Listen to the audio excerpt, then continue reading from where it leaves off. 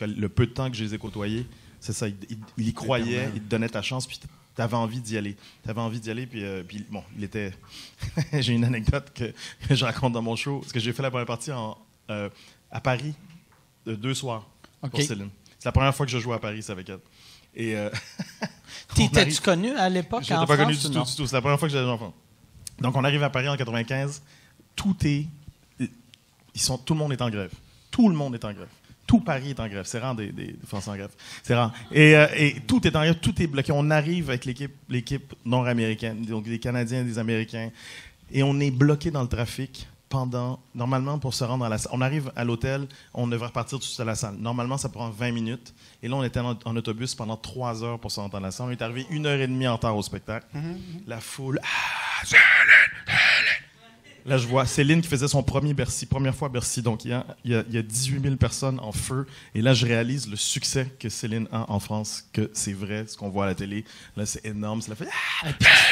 On sort, panique. Faire du stand-up devant 18 000 personnes, c'est pas, parfait. Oui. C'est tellement des belles conditions. Des Français qui ne te connaissent pas. Donc, c'est pire parce que quand le public français il voit quelqu'un qui est inconnu, ils font « C'est qui ce con? » C'est qui ce con? Au Québec, t'as genre 1 minute et demie, 2 minutes de... Ah, est-ce que tu le connais? Tu le connais? Ah, tu le connais pas, c'est un nouveau. Ah, il doit être drôle. Hein? On va lui donner une chance, il a l'air sympathique. Puis à Paris, c'est qui ce con connard? Putain, il est où Jamel? Putain, mais c'est pas possible, enculé. Puis, bon, il est où Jamel? On le connaît pas, ce négro. Et donc, on arrive de folie, je sors de l'autobus, je cours, je me change, j'arrive au seuil, là tout ce que je vous dis c'est vrai, là. J'arrive au seuil de la scène, la foule en train de crier, René il m'arrête.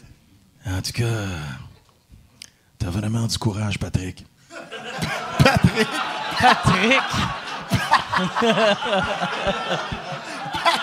Patrick. Je fais... René, c'est Anthony, ça fait 2 ans que je suis avec toi. C'est pas toi qui décide. En tout cas, t'as du courage. T'es en plein décalage horaire, t'as pas dormi, t'es pas peigné. Je dis, comment ça, je suis pas peigné? Oui, je suis peigné. C'est pas toi qui décide. Les Français te connaissent pas. T'as pas eu le temps d'adapter ton show. Ça fait 2 heures qu'ils attendent Céline, ils en peuvent plus. Ah, j'ai oublié de te dire, ils savent pas qu'il y a une première partie. Bonne chance. Exactement comme ça. Bonne chance. Bon, l'histoire de Patrick, c'est pas vrai, mais tout le reste, c'est vrai. Mais ça, le Patrick, c'est vrai.